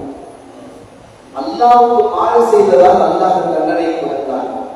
என் மீது ஸலவாத் சொன்னதால் நானும் ஏதாவது ஒரு காரியத்தை செய்ய வேண்டுமா இல்லையா, அந்த தண்டனையை அல்லாஹ்வின் அருளால் அகற்றினேன் என்று அவர்கள் ஸல்லல்லாஹு அலைஹி வஸல்லம் சொல்லிட்டு போயிட்டாங்க. என்னுடைய கனவு கிடைத்தது, தூக்கம் கிடைத்தது, நான் என்னுடைய தந்தையுடைய மேலே போடப்பட்டிருந்த அந்த துணியை அகற்றி பார்க்கிறேன், அப்படி பிரகாசமாக இருக்கிறார். அந்த அவல நிலையெல்லாம் மாறி அழகு நிலையாக ஆகிவிட்டார். அதிலிருந்து நான் எல்லா காலகட்டத்திலும் நான் ஸலவாத்தையே ஓதிக்கொண்டிருக்கிறேன். அவர் பேசுகிற சகோதரர்களை ஸலவாத்தின் மூலமாக கிடைக்கக்கூடிய பாக்கியம் அசாதாரணமானது. ஸல்லல்லாஹு அலைஹி வஸல்லம் மஜ்லிஸ், ஒரு யூதன் வரலாம், கையில ஒட்டகம் பிடிச்சிட்டு வரலாம், ஒட்டகத்தை பிடிச்சிட்டு வரலாம் ஸல்லல்லாஹு அலைஹி வஸல்லம் சமூகத்துல. பக்கத்துல இன்னொரு கையில ஒரு முஸ்லிம், ஒரு சஹாபியை பிடிச்சிட்டு வரலாம். என்ன அப்படின்னு கேட்கும்போது முஹம்மது ஸல்லல்லாஹு அலைஹி வஸல்லம் யூதன் சொல்றான், முஹம்மது ஸல்லல்லாஹு அலைஹி வஸல்லம் قد سرق هذا المسلم ناقتي, என்னுடைய ஒட்டகத்தை இந்த முஸ்லிம் திருடிட்டார், நான் பிடிச்சு வந்திருக்கேன். இந்த ஒட்டகத்தை அவர் திருடினாரு, நான் பிடிச்சு வந்திருக்கிறேன். அந்த முஸ்லிம் கேட்கிறான் ஸல்லல்லாஹு அலைஹி வஸல்லம், பாடி திருடினியா அப்படின்னு கேட்கிறான். நாயகமே, நான் எப்படி திருடுனேன், நான் திருடல நாயகமே, இந்த ஒட்டகம் என்னுடைய, இந்த ஒட்டகம் என்னுடைய இல்லை என்னுடைய இருந்தார். இப்ப என்ன செய்யணும், சாட்சிகள் கொண்டு வரமா இல்லையா? ஒரு விசாரணை சாட்சிகள், சாட்சிகள் கொண்டு வர முடியுமா? அப்படியும் கேட்கிறார் அந்த யூதன். அவன் போனா ஒரு 4 பேர் கூட்டிட்டு வந்தான், சாட்சிகளாக கூட்டிட்டு வந்தான். அந்த 4 பேர் சொன்னாங்க, இந்த ஒட்டகம் இவனுடைய இருந்தார். ஸல்லல்லாஹு சொன்னாங்க, உனக்கு சாட்சி இருக்கான்னு கேட்டாங்க. சாட்சி இல்லைன்னு. ஒட்டகத்தை யார் கையில் கொடுக்கணும்? யூதன் கையில் தான் கொடுக்கணும். ஸல்லல்லாஹு அலைஹி வஸல்லம் அவர்களுக்கு யதார்த்தம் என்ன என்பது தெரியும், அது வேறு விஷயம். தெரியுமா? தெரியாது. அவர்களுக்கு தெரியும். ஆனால் தீர்ப்பு இந்த சமூகம் எப்படி செய்ய வேண்டும் என்று கற்றுத்தருகிறாங்க. சாட்சிகளினுடைய அடிப்படையில் 2 பேருக்குமே சாட்சி இல்லை, 2 பேருக்குமே சாட்சி இல்லை. இப்போ அந்த ஒட்டகத்தை யார் கையில் தான் கொடுக்கணும்? யூத கையில் தான் கொடுக்கணும். ஏன்னா அவங்க கையில் தான் பொருள் இருக்கிறது. ஒரு இன்றைய உலகத்தினுடைய செல்வம் அப்படித்தான் அமையும். பொருள் யார் கையில் இருக்கிறதோ அவர் சாட்சி இல்லை. அதை தன்னுடைய என்று நிரூபிப்பதற்கான வழிவகைகள் 2 பேருக்கு இல்லை என்றால் பொருள் யார் கையில் இருக்கிறதோ அந்த ஒன்று. அப்ப அது ஒன்றே ஒன்று பிளஸ் ஆகுது. அதுதான் இல்லையே. இப்போ ஒட்டகமும் அந்த யூதன் கையில இருக்கு, சாட்சியும் 4 பேர் சொல்லிட்டாங்க. இப்ப இந்த முஸ்லிமுடைய கையில சாட்சியும் இல்லை, ஒட்டகமும் இல்லை. இப்ப இந்த ஒட்டகத்தை யாருடைய கையில கொடுக்கிறது? ஸல்லல்லாஹு அலைஹி வஸல்லம் தீர்மானிப்பாங்க. தீர்மானிக்கிறது மட்டுமில்லை, அடுத்த விஷயம் என்னன்னா, ஒட்டகத்தை தெரிஞ்சால் என்ன செய்யணும்? கையை வெட்டணுமா இல்லையா? இப்போ முஸ்லிமுடைய கையை வெட்டுமாறு ஸல்லல்லாஹு அலைஹி வஸல்லம் உத்தரவு இருக்கிறார். இதான் ஷரியா. ஷரியத்தை தாண்டி தரிக்கத் என்று ஒன்று இருக்கிறது, நாங்கள் போகல. ஷரியத்தினுடைய அடிப்படை என்பது வெளிரங்கமானது, பகிரங்கமானது. ஸல்லல்லாஹு அலைஹி வஸல்லம் அவர்கள் தீர்ப்பு செய்கிறாங்க, ஒட்டகம் யூதனுக்குரியது. அதோடு மாத்திரமல்லாமல் இந்த முஸ்லிமுடைய 2 கைகளையும் வெட்டுங்கள்.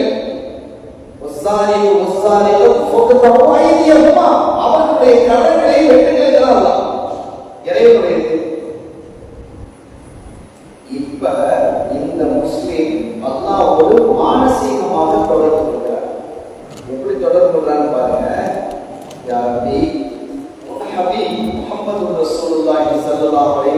அவர்கள் செய்த தீர்ப்பு சத்தியமான தீர்ப்பு.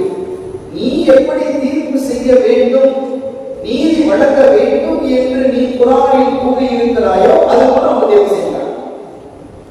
நீ என்ன தேர்வு செய்ய சொல்லியிருக்கிறியோ அப்படி செஞ்சுட்டாங்க. அதுதான் முறை.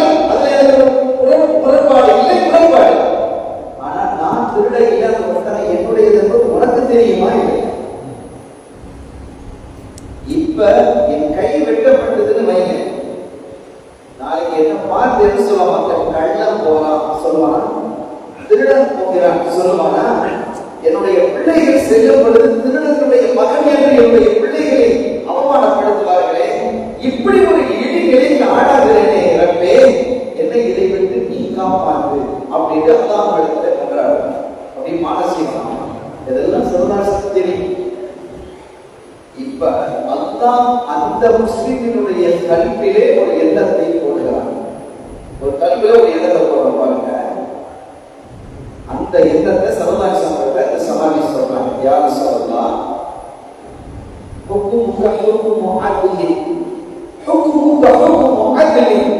நீங்கள் செய்த தீர்ப்பு நீதியான நேர்மையான தீர்ப்பு. அதுல ஒண்ணும் இல்லை, பிரச்சனை இல்லை. ஆனா என்ன விசாரிச்சீங்க? அவரை விசாரிச்சீங்க, இந்த சாட்சிகளை விசாரிச்சீங்க. இன்னொரு விசாரணை மட்டும் செய்ய வேண்டும் என்று நான் விரும்புகிறேன். சொல்லுங்க. சல்லாஸ் கேட்கிறாங்க, சொல்லுங்க அப்படிங்கிறாங்க. எங்களை எல்லாம் விசாரிச்ச மாதிரி அந்த ஒட்டகத்தையும் தாங்கள் விசாரிக்க வேண்டும். ஒட்டகத்தையும் நீங்கள் விசாரிக்க வேண்டும் என்று சொன்ன பொழுது ஸல்லல்லாஹு அலைஹி வஸல்லம் அவர்கள் அதை அங்கீகரிக்கிறார்கள். அங்கே இருந்த யூதர்கள் சிரித்தார்கள். ஒட்டகத்தை விசாரிக்க ஒட்டகம் பேசுமா? காலை பேச முடியுமா? ஆடுகிட்ட பேச முடியுமா? ஆனா பேசுவது யார்? முஹம்மது ரசூலுல்லாஹி ஸல்லல்லாஹு அலைஹி வஸல்லம். அப்போ கேட்டாங்க, லிமன் அந்த யார் ஜபல்? ஸல்லல்லாஹு அலைஹி வஸல்லம் ஒட்டகத்தை பார்த்து கேட்கிறாங்க, நீ யார் என்று புரியல. இப்போ ஒட்டகம் பாஸ் ஆயிட்டாங்க, எல்லாத்துக்கும் பாஸ் ஆயிருக்கு. எதுவோட சுலைமான் அலைஹிஸ்ஸலாம் பேசுனாங்களா இல்லையா?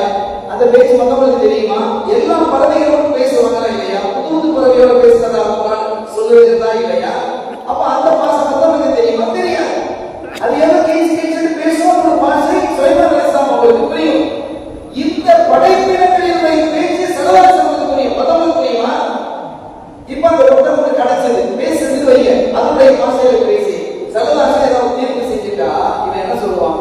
அது ஏதோ கிடைச்சது, பாருங்க ஒட்டகம் எனக்கு இல்லை, அவருக்கு எதுக்கு தீர்ப்பு செஞ்சுட்டாங்கன்னு சொல்லுவதற்கு வாய்ப்பு இருக்கா இல்லையா? ஆனால் அந்த ஹதீஸ்ல அவ்வளவு தெளிவாக இருக்கிறார்கள். அந்த ஒட்டகம் சொன்னது, நான் அஷ்ஹது அன்னக ரசூலுல்லாஹ். அவ்வளவு தெளிவாக சபையிலே இருக்கக்கூடிய அத்துணை பேரும் கேட்கும் விதமாக அந்த ஒட்டகம் பேசுகிறது, நீங்கள் அல்லாஹ்வின் திருத்தூதர் என்று நான் சாட்சி சொல்கிறேன். சொல்லிட்டு சொல்றாங்க, நான் இந்த முஸ்லிமுக்கு உரியவன். இந்த யூதன் போய் சொல்கிறான், தெளிவா பேசுச்சு. யூதெல்லாம் அரண்டு போயிட்டான். இவ்வளவு தெளிவாக அழகாக அரபு மொழியில பேசியதை அத்துணை பேரும் கேட்கிறாங்க, அரண்டு போனாங்க. இப்போ கைவிட்டது எல்லாம் இல்ல, சந்தேகம் தப்பிக்கிட்டார் சஹாபி. இந்த பிரச்சனையிலிருந்து தப்பியதற்கு பிறகு ஸல்லல்லாஹு அலைஹி வஸல்லம் அந்த சஹாபியை பார்த்து கேட்கிறாங்க, நீங்க என்ன அமல் செய்கிறீர்கள்? நீங்கள் விசேஷமாக என்ன அமல் செய்கிறீர்கள்? இழிவிலிருந்து அல்லாஹ் உங்களை பாதுகாத்தார், தண்டனையிலிருந்து அல்லாஹ் உங்களை பாதுகாத்திருக்கிறார். நீங்க என்ன அமல் செய்வீங்க அப்படின்னு கேட்ட பொழுது அவங்க சொன்னாங்க, நான் பெருசான ஒரு அமல் செய்யல நாயகமே, ஆனால் நான் நித்திரைக்கு தூக்கத்திற்கு செல்லும் பொழுது உங்கள் மீது ஸலவாத் சொல்லாமல் நான் படுத்தவே இல்லை. நான் படுத்தவே இல்லை நாயகமே. ஸலவாத் பதில் சொல்றாங்க, அந்த ஸலவாத் தான் இந்த இழிவிலிருந்தும் தண்டனையிலிருந்தும் உங்களை காப்பாற்றியது. அங்கே மரணத்திலே ஒரு மனிதனை அழகாக்கியது, அசிங்கத்திலிருந்து காப்பாற்றியது. இங்கே இந்த மனிதரை தண்டனையிலும் இழிவிலிருந்து பாதுகாத்திருக்கிறார். ஸல்லல்லாஹு அலைஹி வஸல்லம் மஸ்ஜித் நபவியில் அமர்ந்திருக்கிறாங்க. அப்படி அமர்ந்திருக்கும் பொழுது ஜிப்ரீல் அலைஹிஸ்ஸலாம் வர்றாங்க. ஜிப்ரீல் அலைஹிஸ்ஸலாம் மட்டும் வேகத்தோடு வரலாம், பதட்டத்தோடு வரலாம். ஒன்று நீங்க பாத்துக்கங்க, ஜிப்ரீல் அலைஹிஸ்ஸலாம் பதட்டத்தோடு வந்தால் ஸல்லல்லாஹு பதட்டமாயிடும், வேகமாயிடும். இது அவருடைய இந்த பதட்டம். உதாரணமா தெருவில் ஒருத்தர் ஓடுறாருன்னு வைங்க, யாரோ ஒருத்தர் ஓடுறாரு, நீங்க நினைக்க மாட்டீங்க. உங்க அத்தா ஓடுறாருன்னு வைங்க, உங்களுக்கு அத்தா ஓடுறாரு பிடிப்பீங்களா இல்லையா? பதட்டம் வருமா இல்லையா? உங்க டியர் ஃப்ரெண்ட், உங்களுடைய பார்ட்னர் ஓடுறாங்க, உங்க பிள்ளை ஓடி போறாரு, ஒரு மகன், சின்ன குழந்தை தான் பரவாயில்ல, பெரிய பையன் 30 வயசு 35 வயசு, இன்ஜினியர், சாஃப்ட்வேர் இன்ஜினியர், டாக்டர், ரோட்ல திடீர்னு ஓடுறாரு. என்னப்பா பையன் ஓடுறாங்க, நீங்க ஓடுறீங்களா இல்லையா? இந்த பதட்டம் உங்களை கொண்டுமா இல்லையா? இது சைக்காலஜிக்கலாக உளவியல் ரீதியாக ஏற்படக்கூடிய ஒன்று. அது போன்ற ஜிப்ரீல் அலைஹிஸ்ஸலாம் அவர்களுக்கு ஸல்லல்லாஹு அலைஹி வஸல்லம் அவர்களுக்கு இடையில அதிக நட்பு உண்டு, அதிகமான நட்பு. ஸல்லல்லாஹு அலைஹி வஸல்லம் நேசிச்ச மாதிரி ஜிப்ரீல் யாரையும் நேசிக்கல. நான் அந்த செய்தியோடு நான் நிறைவுபடுத்துவேன், இந்த செய்தியை குறித்து அந்த செய்தியோடு நான் நிறைவுபடுத்துவேன் இன்ஷா அல்லாஹ் விடுகிறேன். ஆனா சொல்ல வேண்டிய செய்திகள் நிறைய இருக்கு. எனக்கு மஜ்லிஸ் வரைக்கும் தான் நான் பேசிட்டு இருக்கேன். அருமையான பெருமக்களே, இப்ப ஸல்லல்லாஹு அலைஹி வஸல்லம் அவர்கள் உபயோகமாயிட்டாங்க. என்ன ஜிப்ரீல் பதட்டத்தோடு வர்றீங்க? இல்லை நாயகமே, நான் உங்களை சந்திக்க வரும் வழியில் நான் நிதானமாக தான் வந்தேன். வரும் வழியிலே ஒரு காட்சியை பார்த்து நான் நடுங்கி போனேன். மலை அடிவாரம், ஒரு மலை, அந்த மலை அடிவாரத்தில் ஒரு மலக்கை நான் பார்த்தேன். அந்த மலக்கு இறக்கை முடிக்கப்பட்டு மலை அடிவாரத்தில் வீசப்பட்டிருக்கிறார். அந்த மலக்கை நான் பார்த்திருக்கிறேன். மாநில அவருக்கு ஒரு அரசு குர்சி கொடுக்கப்பட்டிருக்கிறார், ஒரு சிம்மாசனம் உட்கார்ந்திருப்பாங்க. அவருக்கு கீழ் பல்லாயிரக்கணக்கான மலக்குமார்கள் இருக்கிறார். அவர் ஈடு அப்படி பல லீடர்ஸ் இருக்கிறாங்க. மலக்குமார்கள் எல்லாத்துக்கும் எழுத்து. அப்படிப்பட்ட மலக்கு ஆச்சரியமாக இருக்கிறது. அப்படி ஒரு அருமையான ஒரு மலக்கினுடைய ரெக்கையை குறித்து அல்லாஹ் மலையடிவாரத்திலே வீசி இருக்கிறார். நான் அவரிடத்துல என்ன ஆச்சு, என்ன நடந்தது அப்படின்னு கேட்ட நாயகமே, அப்படி அந்த மலக்குக்கு தண்டனை தரப்பட்டது உங்களின் காரணத்தால் அப்படின்னு சொல்ல. அதுதான் என்ன ஸல்லல்லாஹு அலைஹி வஸல்லம் அவங்களால சங்கடப்படுறதுக்கு எதையாவது விரும்புவாங்களா? அது ஒரு மலக்கினுடைய ரெக்கையை வைக்கப்பட்டது. என்ன ஆமா நாயகமே, என்ன நடந்தது? அந்த மலக்கு நீங்க மேராஜுக்கு வந்தீங்க இல்லையா? மேராஜுக்கு வந்திருந்த போது நீங்க வந்துட்டு போயிட்டீங்க. போன பிறகு இந்த மலக்கு அல்லாஹ் கேட்கிறான். அவங்க ரொம்ப தூரத்துல இருந்தாங்க. அந்த மலக்கு நீங்க போன பாதையில அவங்க இல்லை, அவங்க ரொம்ப தூரத்துல இருந்தாங்க. போன பிறகு அல்லாஹ் கேட்டான் அந்த மலக்கை பார்த்து, என் ஹபீப் வந்ததை நீங்கள் பார்த்தீங்களா? பாத்தீங்களா? என் ஹபீப் வந்தாங்க, நீங்க பாத்தீங்களா? பார்த்தேன். ஏன் உங்களுடைய நாற்காலியை எழுதி வைக்கவில்லை? அல்லாஹ் மலக்கை பார்த்து கேட்கிறான், நீங்க பார்த்தீங்கல்ல, பார்த்த பிறகு என்னுடைய ஹபீபுக்கு நீங்க எழுதி வைக்க மாட்டீங்களா என்று இறக்கையை குறித்து அல்லாஹ் பேசுகிறான். எவ்வளவு பெரிய விஷயம் யோசிச்சு. அருமையானவர்களே, இப்படி சொன்னதும் ஸல்லல்லாஹு அலைஹி வஸல்லம் அழுதுட்டாங்க.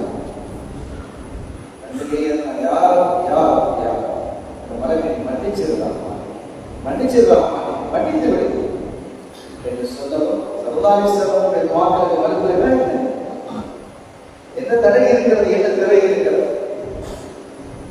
மன்னிக்கப்பட்டு அந்த இறக்கைகள் ஒன்று சேர்க்கப்பட்ட பொழுது அல்லாஹ் சொன்னார், இனிமே என்னுடைய ஹபீப் உங்களுக்காக துஆ செஞ்சுட்டாங்க, நான் அவங்களை மன்னிக்கிறேன். அந்த உடைக்கப்பட்ட இறக்கைகள்லாம் ஒன்று சேர்த்து நீங்க வானத்துக்கு வாங்க, பழைய மாதிரி இருங்க. ஆனால் நீங்கள் இந்த யுகம் முடிவு வரை என் ஹபீபின் மீது ஸலவாத்தே ஓதிக்கொண்டிருக்க வேண்டும். அதான் யோசித்து பார்க்கிறோம். என்ன ஒரு ஆச்சரியமான விஷயம். இந்த மொழியியல் லாங்குவேஜ், மொழியியல் நீங்க பாருங்க, ஸலவாத் நம்ம சொல்றோம், தொழுகைக்கு என்ன சொல்றோம், ஸலாத் சொல்றோம். ஒரு வித்தியாசம் என்ன? ஸலாத் பொறுமை, ஸலவாத் பட்டை. 5 வேளை தொழுகைக்கு என்ன சொல்றீங்க? 5 ஸலவாத், 5 வேளை தொழுகை. ஹதீஸ்ல வருது 5 ஸலவாத் கதவம் அல்லாஹ், அல்லாஹ் 5 வேளை தொழுகையை கடமையாக்கியிருக்கிறான். ஸலாத் தான் ஸலவாத் தான் ஒண்ணுதான், ஒரே வார்த்தை தான். ஸலவாத்துங்கிறது பொறுமை, ஸலவாத் என்பது பட்டை. ஒரு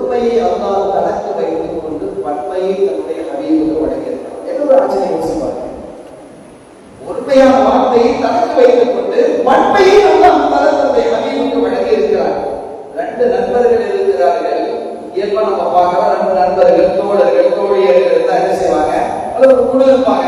அந்த பெருநாள் காலம் வந்து 2 பேரும் ரொம்ப அந்த மஹப்பத்துக்கு அந்த 2 பேரும் ஒரே மாதிரி ட்ரெஸ் போடுவாங்க. பார்த்துக்கிற மாதிரி. ஏன்னா அந்த மஹப்பத்தினுடைய வெளிப்பாடு. இப்ப நீங்க யோசிங்க, அல்லாஹ்வை வணங்கக்கூடிய அந்த வணக்கத்திற்கு ஸல்லல்லாஹு அலைஹி வஸல்லம் அவர்களுக்கு காணிக்க வைக்கக்கூடியதற்கு ஒரே ட்ரெஸ் ஸலவாத்.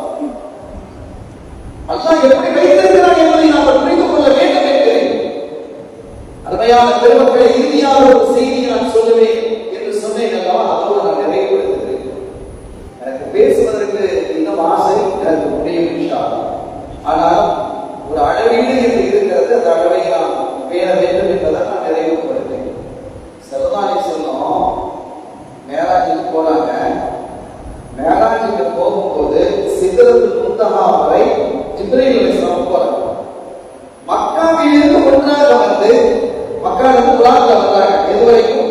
பைத்துல் மக்தஸ் வரைக்கும். அல்லாஹ் அந்த பைத்துல் மக்தஸை மீட்டி தருவானாக, பலஸ்தீன மக்களை அல்லாஹ் தஆலா முஸ்லிம்களை பாதுகாப்பானாக, அந்த ஜஸீராவிலிருந்து யூதர்களை அல்லாஹ் வெளியேற்றுவானாக. அந்த பைத்துல் மக்தஸ் வரை குரானிலே வந்தாங்க. அங்கிருந்து பைத்துல் மக்தஸிலிருந்து முதலாவது வானம் வரை ஏன் அற்புதமான இருக்கு? அதெல்லாம் ஆசிரியர்கள் தான் நமக்கு புரியாது. இன்ஷா அல்லாஹ் ஆகிரத்திலே அவைகளை எல்லாம் காணக்கூடிய நசீபை அல்லாஹ் நம் சந்ததிகளுக்கு அல்லாஹ் தந்தருள்வானாக. அதெல்லாம் ஆச்சரியமா. அது குறித்த சூஃபியாக்கள் நிறைய பேசியிருக்கிறாங்க. அதெல்லாம் ரொம்ப ரொம்ப விரிவாக பேச வேண்டிய, அந்த மேகராஜை பற்றி பேச வேண்டிய செய்தி ரொம்ப ஆச்சரியமாக, ரொம்ப அதிசயமா. அங்கிருந்து இரண்டாவது வாரம், மூன்றாவதாக ஒவ்வொரு வாரத்துக்கு முதலாவது வாரம், இரண்டாவது வாரம், 2 3 இது மலக்குமாரனுடைய ரெக்கையில் ஸல்லல்லாஹு அலைஹி. 7வது வாரத்திலிருந்து சித்ரத்துல் முன்தஹா வரை ஜிப்ரீல் அலைஹிஸ்ஸலாம் ரெக்கையில் ஸல்லல்லாஹு அலைஹி. இது அதோட முடிஞ்சது. இப்ப எங்க ஒரு சித்ரத்துல் முன்தஹாவை தாண்டி அல்லாஹ்வை சந்திக்கிறோம். அல்லாஹ்வை சந்திக்கிறது ரொம்ப பெரிய விஷயம். அப்பெல்லாம் பாக்கல சொல்லக்கூடியவங்களா இருக்கிறாங்க. ஆனா குர்ஆன் சூரத்துல் நஜ்ம் மிக தெளிவாக பேசும். வலக்கத் ரஆஹு நஸ்லத்தன் உக்ரா, அவர்கள் மீண்டும் ஒரு முறை பார்த்தார்கள் அல்லாஹ் சொல்றான். அப்படி பார்த்தபோது அவர்களுடைய பார்வை தடுமாறவில்லை என்கிறான். ஆசாதல் வஸதுமா தரா. இந்த லைட் இது எவ்வளவு பாப்பீங்க, இதை கொஞ்சம் மேல வச்சிருக்காங்க, கீழே வச்சு பாருங்க, கஷ்டமா இருக்கும். இது என்ன, ஒரு 250 வாட்ஸ் இருக்கலாம். 500 வாட்ஸ் தான் எப்படி இருக்கும்? 1000 வாட்ஸ் கட்ட பிச்சுக்கு போயிடாது. 10,000 வாட்ஸ் தான் எப்படி இருக்கும்? அல்லாஹ் நூறு சமா பார்த்து அல்லாஹ் ரசமா பார்த்து அல்லாஹ் பார்க்க முடியுமா? அந்த பார்வதற்கு லேசா? மூசா அலைஹிஸ்ஸலாம் அல்லாஹ் பார்க்கணும்னு கேட்கிறாங்க. ரப்பி அரினி அன்துர் இலைக். பேசி பேசி பேசி பேசி ஆசை ஏற்பட்டு அல்லாஹ் பார்க்கணும்னு ஒரு நிலைமை வந்துட்டாங்க. இறைவா நான் பார்க்கணும். இந்த போன்ல பேசிக்கிறாங்க இல்லையா, இது எங்கேயாவது பெரிய முசீபத் வந்துட்டானே. இந்த போன்ல கனெக்ஷன் ஆகி அவன் இவனோட பேசுறது, இவன் அவனோட பேசுறது, அவன் எப்படி பேசி பேசி பார்க்கணும்னு ஆசை அங்க வாங்க வர. இது சாதாரணமாக மனிதன் ஷைத்தானுடைய வேலை. அதே மாதிரி நல்லவர்களை பற்றி கேள்விப்பட்டு அந்த பெரியவங்களை, சாலிஹ்களை, ஷேக்களை பார்க்க ஆசை இருக்காங்க இல்லையா? இப்ப மூசா அலைஹிஸ்ஸலாம் அல்லாஹ்வோடு பேசி பேசி அந்த பேச்சுடைய இன்பம் ஆச்சரியமானது. அதெல்லாம் சொன்னேன், மேராஜுடைய சப்ஜெக்ட் தனியா சுத்தமாக சொல்ல வரல. அல்லாஹ்வுடைய பேச்சுக்கு சத்தம் கிடையாது, ஆனா அது எப்படி, அதெல்லாம் யூகிக்க முடியாது. அது ஆச்சரியத்தில் தான். அப்படிப்பட்ட ஒரு இன்பமானது, இன்பமயமானது. அந்த இன்பத்தை தாக்க முடியல. அல்லாஹ் உன்னை பார்க்கணும், ரப்பி அரினி அன்துர் இலைக். நான் உன்னை பார்க்கணும், அந்த காப்பியில் அல்லாஹ் கேட்கிறாங்க. இப்ப நீங்க என்ன பார்க்க முடியாதுன்னு அல்லாஹ், உங்களுக்கு அந்த சக்தி இல்லை. அப்படி நீங்க பார்க்கணும், நீங்க விரும்பீங்கன்னா அந்த வலையில பாருங்க. என்ன அல்ல, என்னுடைய ஒளியும் அல்ல, ஒளியுடைய ரிஃப்ளெக்ஷன். ஒரு கண்ணாடி இருக்குது, கண்ணாடி லைட் அடிக்கிறோம், அந்த லைட்டையும் பார்க்கல, லைட்டுடைய ஒளியும் பார்க்கல, அதுல பட்டு வெளியில வருவாங்க இல்லையா, ரிஃப்ளெக்ஷன், அதை பாருங்க. அப்படி நீங்க பார்த்தா அதுக்கு மேல வச்சுக்கலாம். அதை முதல்ல பாருங்க. அதை பார்த்தாங்க, அதான் தன்னுடைய ஒளியை அதில் வீசினான். அந்த மழை சுக்குறாக பிடித்து சிதறியதை பார்க்க முடியாம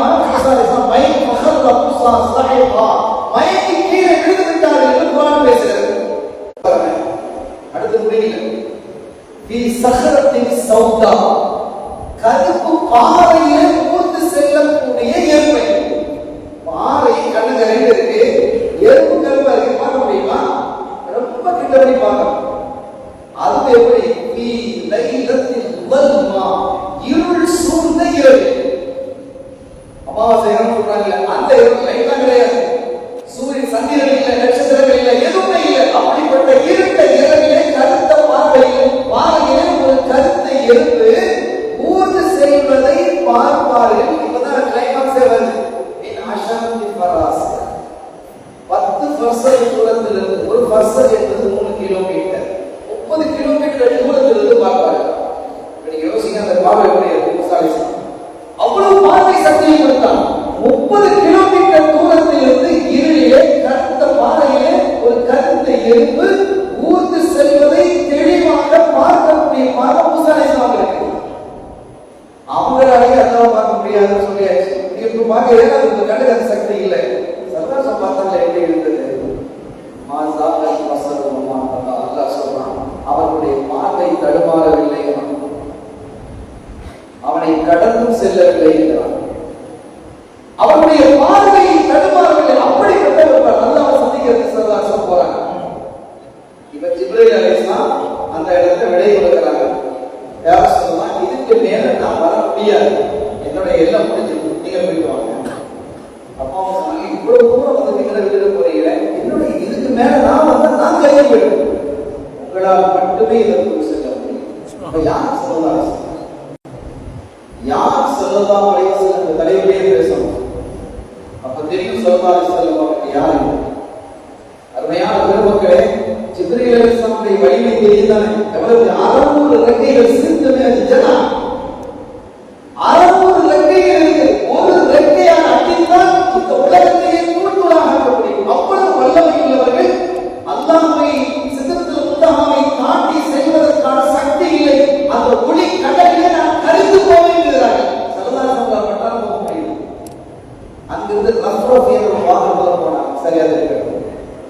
இப்ப ஒவ்வொரு வானத்தையும் நபிமார்கள் சந்திச்சாங்க. அந்த நபிமார்கள் ஸல்லல்லாஹு அலைஹி வஸல்லம் கிட்ட ஒரு கோரிக்கை வைக்கிறாங்க, அப்ளிகேஷன் கொடுக்குறாங்க. யார சொல்லலாம், என்னுடைய உம்மத்துக்காக, என்னுடைய எல்லா உம்மத்துக்காக தான் கேட்கிறாங்க.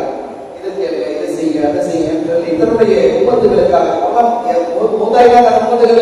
ஆனால் தன்னுடைய உம்மத்தை கவனத்திலே கொண்டு அந்த நபிமார்கள் ஒவ்வொரு கோரிக்கை வைக்கிறாங்க, மனு கொடுக்கிற மாதிரி. இப்ப எல்லாரும் கொடுத்தாச்சு. சிதர் முத்தாவை தாண்டி போகும்போது பாருங்க, ஜிப்ரீல் அலைஹிஸ்ஸலாம் அவங்க சொன்னாங்க, யார சொல்லலாம், நபிமார்கள் அவங்களுக்கு ஒரு கோரிக்கை வச்சாங்க, நான் உங்களுக்கு ஒரு கோரிக்கை வைக்கிறேன். அவங்க சொன்னாங்க, மலக்காச்சு, மலக்கு என்ன கோரிக்கை? மலக்குக்கு மனு இருக்கா? நீங்க மனு தருவீங்களா? மலக்கு மலக்கு கோரிக்கை வைப்பாங்களா? ஆச்சரியப்படுவாங்க. ஆமா, நான் எங்க வந்தது என்ன அப்படின்னு.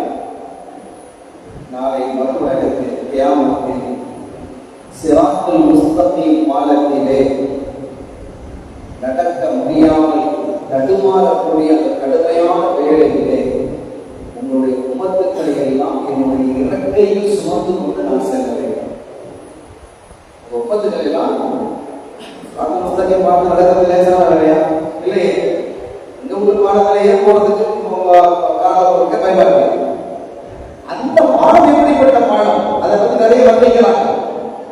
அவ்வளவு தடுமாற்றங்கள் உள்ள பாடத்திலே நான் எப்படி இறக்கி அளவு இருக்கிறது அப்படியே அப்படியே அப்படியே நான் விட்டுறேன், அப்படியே அப்படி சிப் பண்ணிட்டு வந்துடுறேன். எவ்வளவு வேகமாக போகக்கூடியவர்கள் என்பதெல்லாம் நமக்கு குர்ஆன் ஹதீஸ்ல விளக்கம் இருக்கு. இப்ராஹிமுடைய ஸ்பீடுக்கு ஆச்சரியமான ஸ்பீடு, அவ்வளவு வேகமாக இருப்பாங்க, நாம கால்குலேஷன் பண்ண முடியாது, அந்த மாதிரி வேகம்.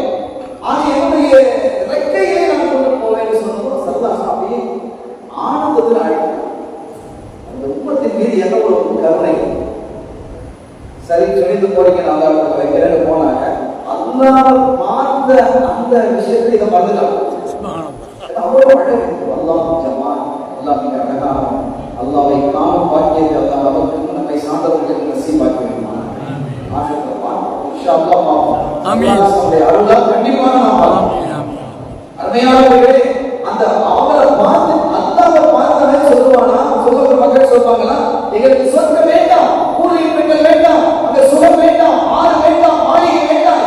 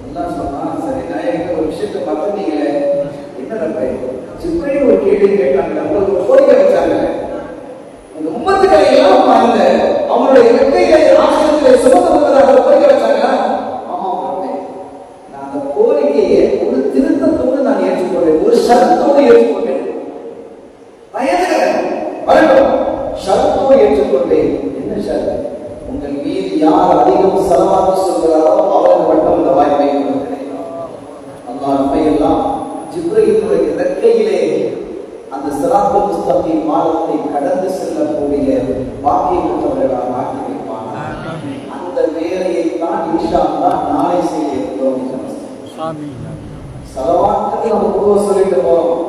ஜிப்ரீல் அலைஹிஸ்ஸலாம் அவருடைய ரெக்கை நாளை நமக்கு வாகனமாக ஆக வேண்டும் என்பதற்காகவே நாளைக்கான மஜ்லிஸ் அந்த மஜ்லிஸில் கலந்து கொள்வோமாக. இந்த மஜ்லிஸையும் அந்த மஜ்லிஸையும் அல்லாஹ் கபூல் செய்வான். இதற்காக துணை நின்றவர்கள், ஆலோசனை வழங்கியவர்கள், இதற்காக உதவியவர்கள், இதிலே கலந்து கொண்டவர்கள் அத்தனை பேரையும் மன்னித்து அருள் பாலிப்பாங்க. நம்மையும் நம்மை சார்ந்தவர்களையும் சந்ததிகளையும் அல்லாஹ் ஆஷிக்க ரசூலாக ஆக்கி அருள் பாலிப்பாங்க.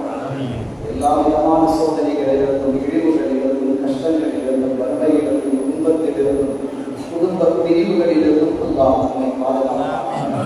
பலஸ்தீன் மக்களுக்கு வேறொரு பாடிப்பாங்க. அந்த மக்களுக்கு நல்வாழ்வை தருவானாக. அவருடைய துயரை துடைப்பானாக. அவர்கள் ஏதேனும் பிழைகள் செய்திருந்தால் கருணையால் அவருடைய விசாலமான மன்னிப்பால் மன்னித்து வேறொரு பாடிப்பானாக. எனக்கு அதே ஸல்லல்லாஹு அலைஹி வஸல்லம் எல்லாம் அந்த அல்லாஹ்வின் அன்பையும் ஸல்லல்லாஹு அலைஹி வஸல்லம் அவர்கள் ஷஃபாஅத்தையும் பெறுவோமாக. வாய்ப்பளித்ததற்கு நன்றி. வஆஹிரு தஅவானா அல்ஹம்துலில்லாஹி ரப்பில் ஆலமீன். அஸ்ஸலாமு அலைக்கும் வரஹ்மத்துல்லாஹி வபரகாத்துஹு. சிறப்புற நடைபெற்றிருக்கு.